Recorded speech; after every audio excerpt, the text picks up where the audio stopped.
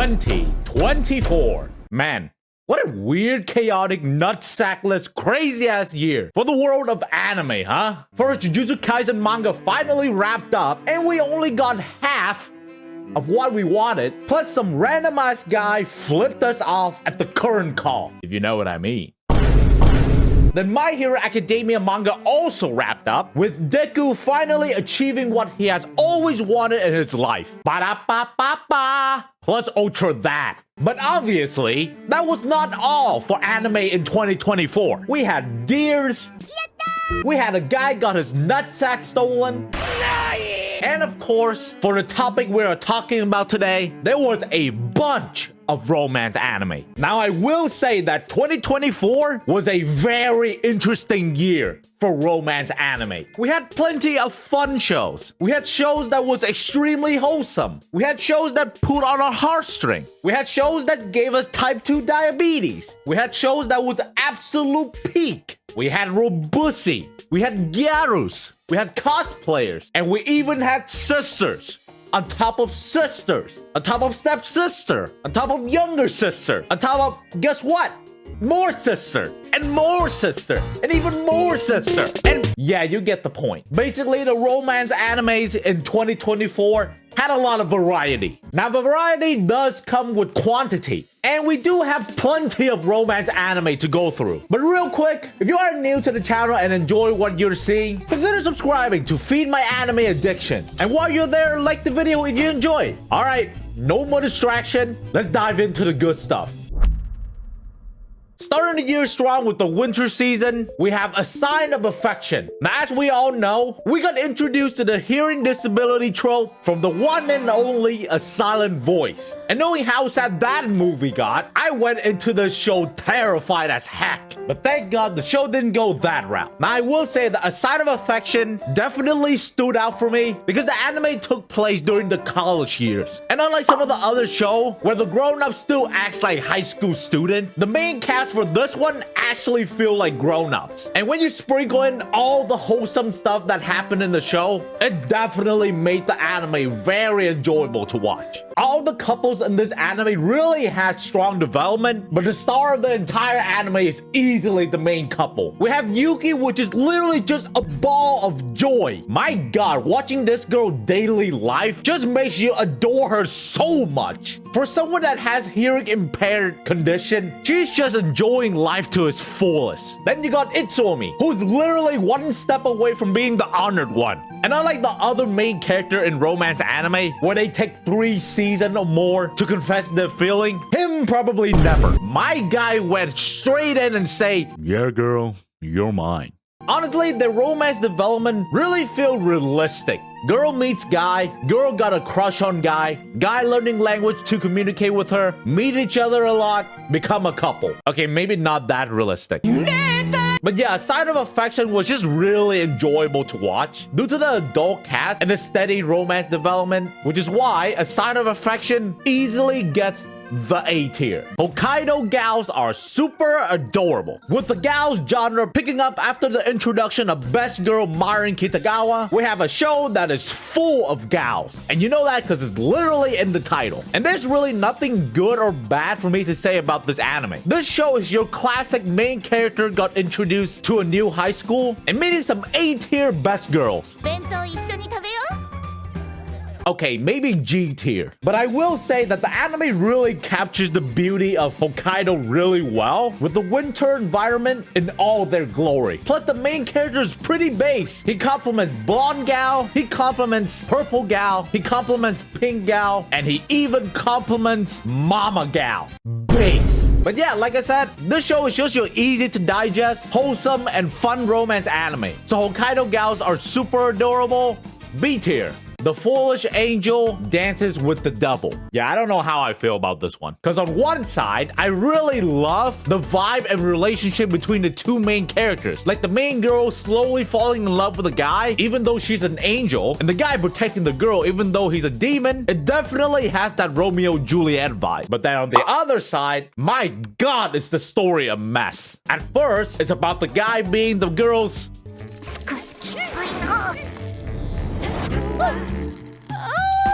let's just say butler. And then out of nowhere, family complex for the angel girl. Like, I really love the romance development between the demon guy and the angel girl. And the show itself actually have some funny moments. But then the plot is just a mess. So I will say that I enjoyed this anime, but it's really messy. So the foolish angel dances with the devil, C tier. Tales of Wedding Rings. What the f is this shit? I have never felt a more forced harem genre in my life. And the main guy, boy, he's a joy. They gave the main guy and the main girl everything. A history, a romance development, a tragic end, an emotional reunion. They even kiss. They got married. She gives him a chance. And what does he do? もちろん姫は大切な友達だ。Let me calm down for a bit. Oh my god!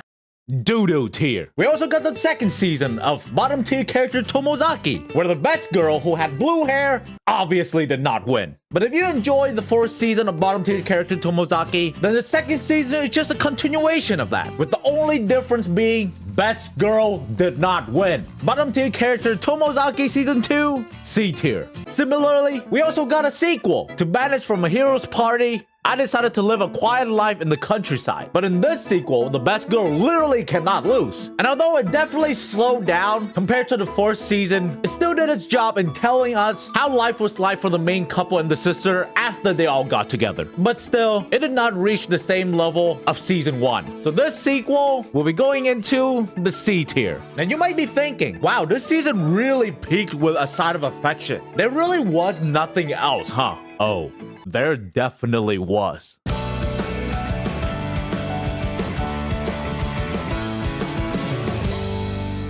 The Dangers in My Heart. Possibly my favorite romance anime in recent years. I seriously have not fallen in love with an anime so fast for a very long time. Well, until GunnnOnAir came out. But before that, this was my peak for 2024. Now in the modern days of romance anime, most high school romance shows always begins with a thing or some event that kicks off the love story. A character that just transfers in. Old childhood friend pops up out of nowhere. Popular girls start talking to random guy in the class. Or something along that line to jumpstart the love story. But with Dangers in My Heart, for me there wasn't any crush. There wasn't any sudden event. It was just two characters slowly falling in love with each other and a steady development of a true love story. Now most people does start watching this anime because of Yamada. You know, cheerful girl who devours food like Kirby will definitely get the people's attention. But what made me fall in love with this series so much is the development of my boy Ichikawa. As he slowly falls in love more with Yamada, he himself also slowly changed, comforting her when she needs it the most, stepping out of his comfort zone, getting his school life together, while also just being true to himself. Then there's Yamada, a girl that falls in love with a guy, regardless of his interests or how weird it is, and just start developing her feeling purely because she felt comfortable around him. And that for me is such a pure romance development. So there is zero hesitation for me to say that Season 2 of The Dangers in My Heart easily gets the S tier, because what a story this is.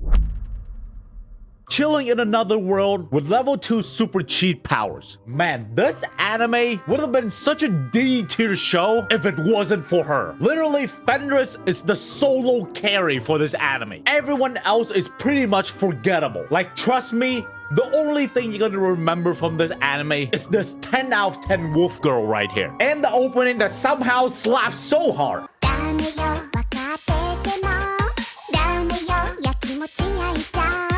So Chilling in Another World at level 2 or whatever that title is, C tier. Thanks to Fenris. An Archdemon Dilemma, How to Love Your Elf Bride. This show is pretty similar to the previous one because it's also in a fantasy setting. And the best part about the anime is also the main girl, which is this adorable white hair elf. But I will say that I definitely enjoyed this anime more than the previous one because of the development between these two. You got a white hair elf girl who's been treated wrong for pretty much her whole life, suddenly experiencing love and and care from an archdemon who also had a tragic backstory, which leads to these two taking care of each other, that really made me enjoy this anime. Although it did drop off quite a bit around the last couple of episodes, I still had a good time watching it. So an archdemon dilemma, How to Love Your Elf Bride, gets a B tier. Spice and Wolf, Merchant meets the Wise Wolf. Yeah, if you watch anime for a very long time, you will recognize this show. Back in 2008, Spice and Wolf was pretty much the A tier show that every single week goes to watch. And I can safely say that the remake for Spice and Wolf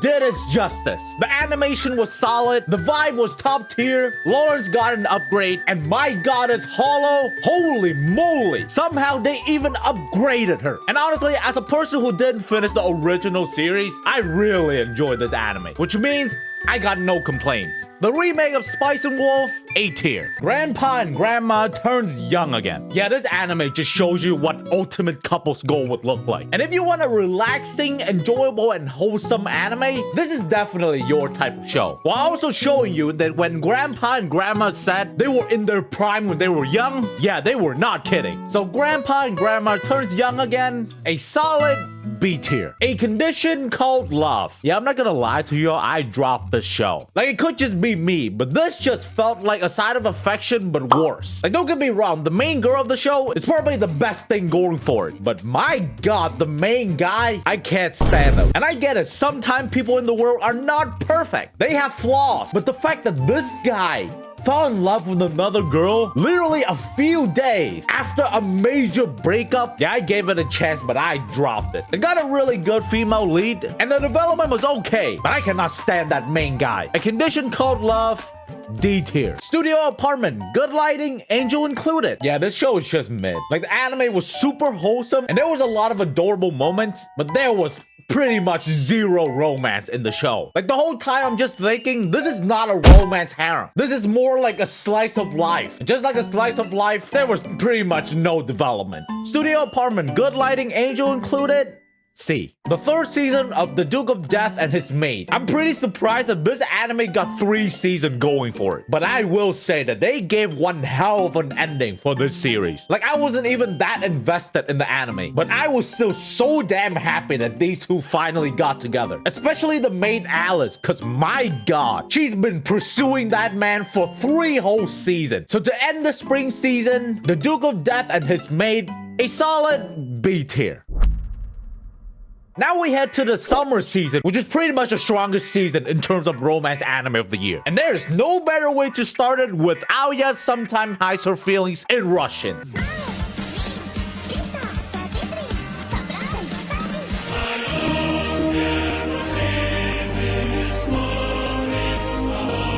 Man, I really love this anime. It got such a fun main character, the animation was top tier, and holy crap, the star power of the girls from this anime is insane. Like, take your pick. Do you want Aoya, the white-haired Russian girl who openly expressed her feelings, is adorable as heck, cares for you, and has a god-tier cup size? Or do you want Maria, the epitome of, I'm gonna pamper you for life, whether you like it or not, and just like her sister, is also adorable, maybe even more than her? Or do you want Yuki, the cultured gremlin who cares for you, entertaining as hell, can break the fourth wall, and a serious contender for the best younger sister in all of anime? When you take in a base main character, all of these top tier girls, and you put them in a show with beautiful animation, you will get a solid anime to add to the romance genre. So Aoya hides her feeling in Russians, gets a solid A tier. Days with My Stepsister. You know, for an anime with such a sus title, this show really goes pretty deep. Just like the title suggests, it's basically a day-to-day life between two strangers learning how to become close with each other. And as the days goes by, they also gradually develop their feelings for each other, which makes these characters actually feel realistic. There's no drama, nothing feels forced. The love story just happens naturally. And from beginning to end, it was pretty solid. So Days with My Stepsister deserves itself a solid B tier. But you know what would have made it even better?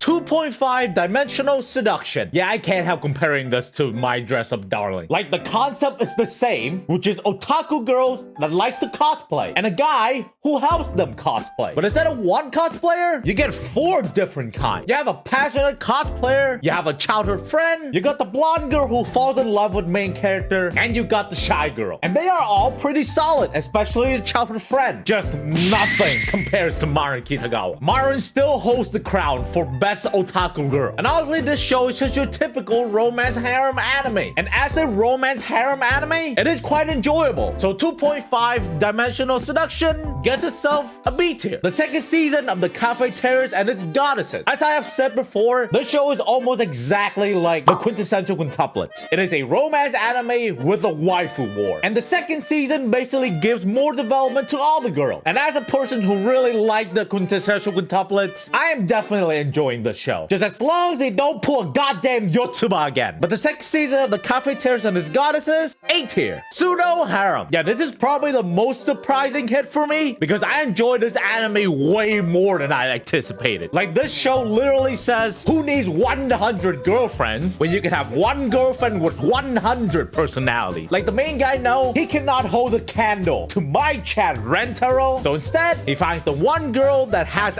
everything. And pseudo harem is just a very easy to digest romance anime where you just follow the daily life between 2 characters who already loves each other. And the best part is we get to see them go through everything, falling in love, get together, become a couple, and at the end of it, getting married. And that just makes this anime so wholesome, relaxing, and enjoyable. So pseudo harem definitely deserves an A tier. My wife has no emotions. Basically, robusy. That's it. Just robusy. And because of robusy, C tier. Too many losing heroines. Yeah, this is definitely the standout romance anime of this season. This show just looked at the romance genre and said, hey, why do we always have to look at the winners? Let's give the spotlight to the losers for once. Just because they lost doesn't mean they were best girl. And it is only fitting that for a anime all about the losing girls, the main girl has short blue hair. Justice for anime girl with short blue hair, goddammit. Yeah, let him cook. This is such a refreshing take of the romance genre because as I can recall, we have never peaked at the losing bracket, which means we never get to see the after story for all the girls that lost. Like, what is their reaction? How do they feel? Can they recover? How will they move on? And honestly, they picked out the perfect 3 losers. Girl with short blue hair, tan tomboy childhood friend,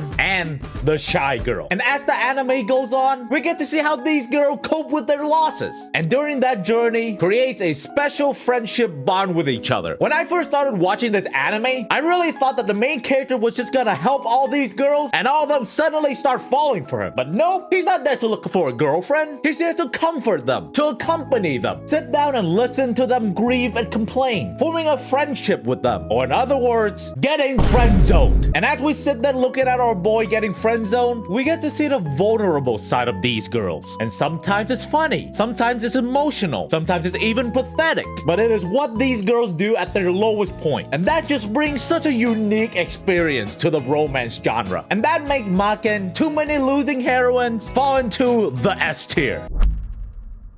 We all know about I Want to Eat Your Pancreas, but I bet you have never heard of I Already Sold My Pancreas. Huh? Yakuza Fiance. Yeah, this anime was kind of fun, but also weird, because his fiance literally sold her damn kidney to prove a point. And somehow that was the thing that got him attracted to her. And then you add on the fact that these two have probably one of the most toxic relationships I have seen in anime. And yeah, you got yourself a pretty weird romance anime. I will admit that this is a pretty interesting premise. Plus, the show kept it weird enough to actually work with the premise. And honestly, I respect that. So Yakuza Fiance gets a B tier. You Are Miss Servant. Yeah, the best way to sum up this show is that if you have a dream of having a maid as your wife, then this is literally it. You Are Miss Servant, C tier. Ranma 1-2. Yeah, I think it's slowly becoming a trend for anime studios to readapt all of these iconic romance anime from the old times to basically introduce all these new weeps to these iconic classics. We had Urusei Yatsura, and now we have Ranma 1-2. And all I'm gonna say is they did an amazing job remaking Ranma 1-2 to the modern time, while still managing to keep the iconic vibe of the old anime. Which I'm not surprised, because they already did that with Urusei Yatsura. And for all the new weebs that wants to be cultured, watch this show. Ranma 1-2, A tier. Tying the knot with an Amagami sister. Yeah, this is a very generic harem romance anime, but instead, it is in the temple. I do gotta admit that I do have a guilty pleasure for these generic harem romance anime,